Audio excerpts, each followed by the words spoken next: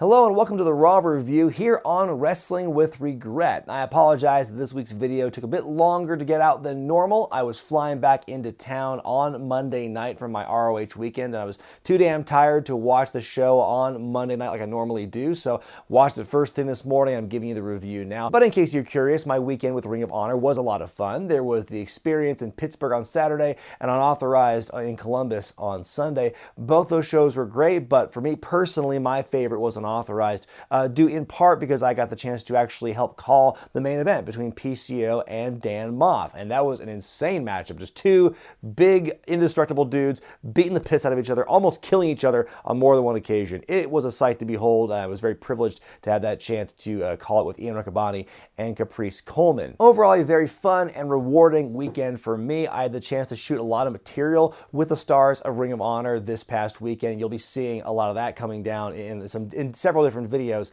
in the weeks to come on the channel. A lot of you have been asking me if I'm signed with them yet, and the answer is no. I don't have any kind of contract, and nothing's been made official. The appearance I did in Vegas last month for Death Before Dishonor, and then this past weekend, it's all been on kind of a tryout basis. So nothing's official yet. I'm very optimistic something might happen. I don't know what that will mean for me or the channel, but when something does happen, if it happens, I will let y'all know. And one other piece of business to discuss, a couple weeks ago I mentioned that I'll be hosting a viewing party WrestleMania weekend in Tampa for Just Another Romantic Wrestling Comedy. I'm happy to announce, as I posted on social media this weekend, that Colt Cabana is going to be my first guest that I've announced to be the guest panelist, guest riffer for that movie. Me and Colt have done some work in the past, and I'm very excited to have him on stage with me at the Cuban Club in Ybor City as part of GCW's collective to help make fun of this terrible, terrible movie. And I think I've got all my business out of the way, and with that, on with the review. Raw starts off with a continuation of the NXT Invasion. Triple H shows up in the parking lot, pops out of his SUV, and there's other cars behind him, so we'll be seeing the occupants of those cars later in the night. I think we can all kind of agree, for the most part, that last week's SmackDown, where the NXT guys had that first shot, I think that was a very strong episode. I got to watch most of it when I was in my hotel on a Friday night. Yeah, pretty strong episode. But then there are some people out there who kind of complain about how it went down. It's like, oh, like the SmackDown guys got buried. Oh, they lost to these developmental guys. Bleh. There's a lot I have a problem with that sentiment. Because first of all, it's not like they got buried. They got swept, but they didn't get buried. They got punched in the mouth because it was a surprise kind of attack sort of thing. And I think the idea that NXT is developmental, like on one hand, I get what you're saying when you say that because it is linked to the Performance Center, which is the training ground for all the new signees. But the idea that NXT is developmental, that's not the case. It hasn't really felt that way for a long time. And now that they're on prime time on USA Network, it's definitely not a developmental league anymore. It's its own brand, essentially. And I think one of my biggest problem with the idea that, oh, the SmackDown guys got buried is, well, what the hell do you want? Because if the SmackDown guys beat the NXT people, everyone would just complain, oh, the NXT guys got buried, oh, this invasion's ruined already. Like, it's the first shot of an invasion. That's what this is. And if you want an invasion to work, they got the invaders, NXT guys, have to look strong in the early going. Even if they lost like one match to a SmackDown person, I don't think that would have been a great thing. I think people would complain about that too. But yeah, you can't be saying, oh, like the SmackDown guys got buried, because otherwise you'd be bitching the NXT guys got buried. In summation, I believe what they did on Friday was the absolute right call. I'm not saying that NXT guys have to beat ass every single week, but I think that opening salvo is the most important, and they did a very good job with that. So we'll see if they carry that forward in the weeks to come, especially here on Raw this week. So the show continues with Brocky Brock time. Boy, it's been, gosh, so long since we've seen Lesnar and Heyman appear on Raw, hasn't it? Heyman on the microphone says that Brock has a no-cut contract because he has a Jew for an advocate. His words, and yes, he is certainly right about that one. He then explains that Lesnar quitting SmackDown to go to Raw does not set a precedent for other wrestlers to do the same because Brock is special. It's a pretty clever way to tie up that loose end, in my opinion. Heyman then threatens that Lesnar will slap every man in this arena until he finds Rey Mysterio, who he's been on the hunt for ever since Crown Jewel. And so then Heyman busts out a bunch of different languages in his promo as he's talking, and they go backstage to intimidate some people. Pretty strong promo by Heyman here. Like I said, I think it sets the scene for his feud with Mysterio. Does a good job of kind of like, tying up the loose ends. A lot of people were asking, well, if Brock is quitting SmackDown to go to Raw, then what's to stop X from going to Y? I think Heyman just perfectly laid that out in that promo. Natalya and Charlotte Flair team up once again to take on the Kabuki Warriors in non-title action. They show a recap package of the first ever women's women's match in Saudi Arabia last week between Natalya and Lacey Evans. And, congrats to those two ladies for getting that historic first matchup. Obviously, there's still a long way to go in terms of Saudi Arabia's, progress and whatnot, but great step in that direction. Really cool historical moment there for those ladies. I will say though, it's like you can tell how last minute it seemed that match was made because that'd be kind of an opportunity to have some kind of flair with their outfits. No pun intended to Charlotte, but their bodysuits they wore, very plain, just all black. There's not much to it. When you compare to what, Sasha Banks and Alexa Bliss wore in their match in UAE a year or two ago, there was actually some kind of character behind those outfits. You didn't get that with these ones. And so I think that would be kind of a missed opportunity there, in my opinion.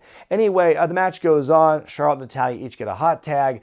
Ultimately, after a nice little exchange of kind of holds and counter holds between Natalya and Asuka, Natalya makes Asuka tap out to the sharpshooter. How often have we seen that? The champions losing to in non-title matches. So, a tag title match does seem like it's due down the line, but it's the first match the Kabuki Warriors, I think, have lost in weeks since they got their renewed push. So, kind of a moment, it's kind of more history being made in a way. But then right afterward, Heyman and Lesnar reappear on stage. They start harassing the announce team, trying to find out where Rey Mysterio is. And Heyman tells Jerry Lawler, nobody will resuscitate you when you die on live TV again, which is quite a burn.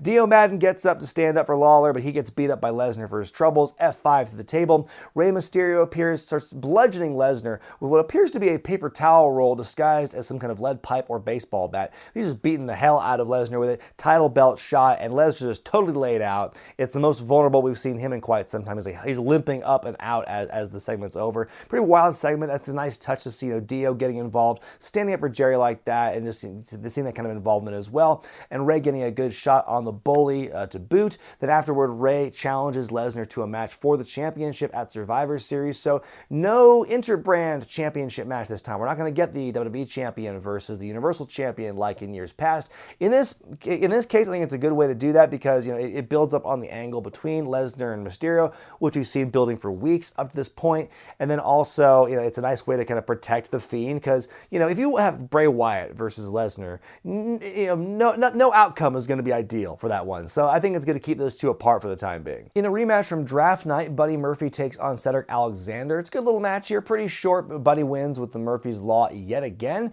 Like I said, it's an okay little match. They got their stuff in, as brief as it was, but not much else to say about it. Seth Rollins shows up to address his future. He's serious when he's wearing a plain black t-shirt, not wearing his merch like he usually does.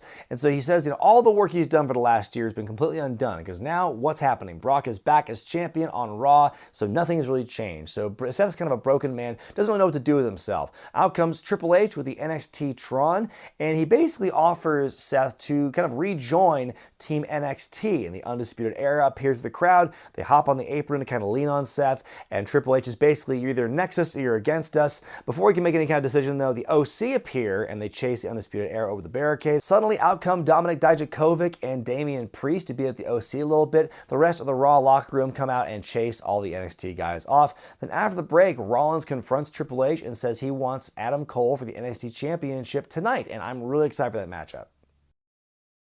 Mixed tag team match up next as Andrade and Zelina Vega take on Sin Cara and the newcomer Catalina, or Carolina as she was known in the lower third graphic for when their name came up. The match was okay. There's a hot tag with the ladies, gets absolutely no heat.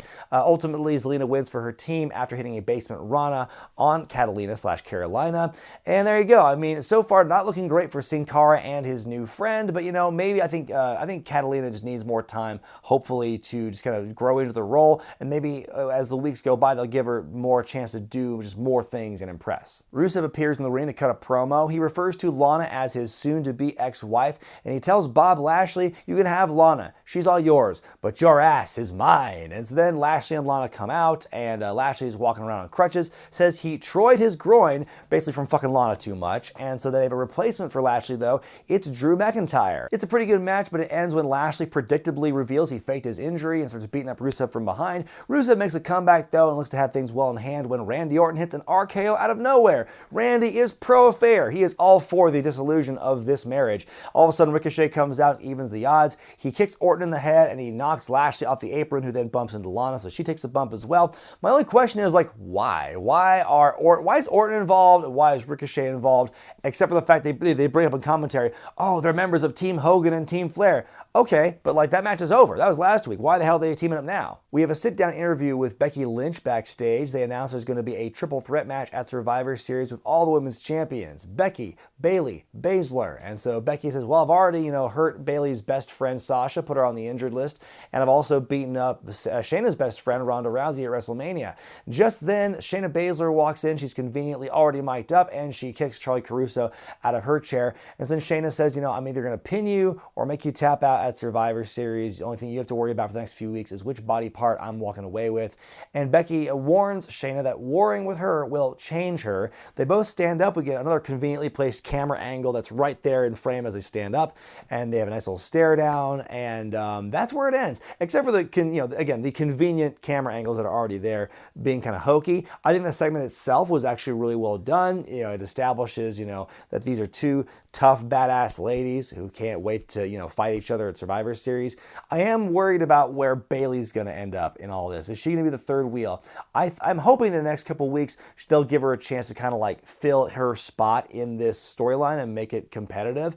But right now, she's kind of the odd woman out because I think the focus is going to be more on Becky and Shayna. So we'll see where that goes, though. Six-man tag match up next as the OC take on the Street Profits and Humberto Carrillo. Last week at Crown Jewel, Anderson and Gallows won the tag team turmoil gimmick. They have the big trophy at ringside. And also at the same show, AJ defended the U.S. Championship against Humberto, which has brought this match about. The Street Profits and Humberto repeatedly say, and they bring up the fact that, the Street Profits beat the OC 2 weeks ago on Raw. The crowd didn't give a shit. The match itself was okay. It ends when AJ pins Humberto dirty with his feet on the rope, so that storyline is obviously not going away yet. One thing I noticed was I think Jerry was for the first time doing some heel commentary on this night as this match was going on, really carrying water for the OC and he's calling Humberto Umbrella.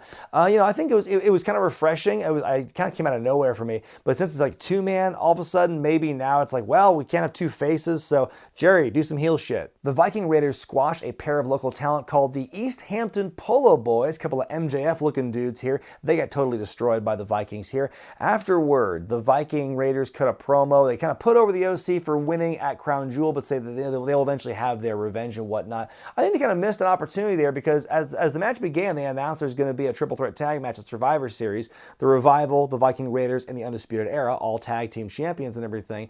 I think they missed an opportunity to not talk about that in the promo. I mean, they put over the OC winning at Crown Jewel, but it's like, hey, there's other matches actually happening in the future you should build toward. In your main event, Seth Rollins challenges Adam Cole Bay for the NXT Championship, and what a week it's been for Adam Cole, by the way, because he main events SmackDown last week against Daniel Bryan. Then a few days later, he's in the main event against Seth Rollins on Raw. So great couple of nights for Cole, to be sure. It's an okay match. I was really hoping to see more from these guys on the level of what we saw with Bryan and Cole, but that was not meant to be. The match ends in a DQ once the rest of the Undisputed Era come in and start beating up Seth. Out come the rest of the guys from NXT and the Raw locker room. They all has fight. And between the shaky camera movements and the black t-shirts and the long hair and the beards, I don't know who the fuck's who anymore. I can't tell anyone apart. Then at the end, though, Ricochet dives onto everybody. Then Keith Lee dives onto everybody, which to me is way more impressive as the show fades to black. I do love a good end of show brawl as things are fighting just as the show ends. It's a very WCW thing, but I do like that. My final grade for this week's Raw is a C-. Now, unlike last week's SmackDown, this show did not benefit from having most of their roster stuck overseas, so we had to do more of a balancing act between, normal show and Invasion and prep for the pay-per-view. I think that they did a good job balancing those two things, but in all honesty, the Invasion stuff was far more interesting than the rest of the stuff that had nothing to do with the NXT Invasion or Survivor Series. I did enjoy the Lesnar Mysterio story arc in the first hour. Lynch and Baszler facing off was really cool. I didn't care so much for the match between Adam Cole and Seth Rollins ending in a DQ, but I did like the post-match brawl at the end with everyone involved. It was kind of a boring show overall. I think they had a lot of recurring tropes we see seen time and time again, like the fake injury, champions losing non-title matches, rematches upon rematches and variations, that sort of thing. There's some things that disappointed me, but I think the build towards Survivor Series itself, when you focus on those parts of the show, that to me was a saving grace. But let me know what you thought about Raw this week in the comments section below, and give it a letter grade by going to the iCard in the corner of your screen. I'm Brian Zane, and I'll see you next time.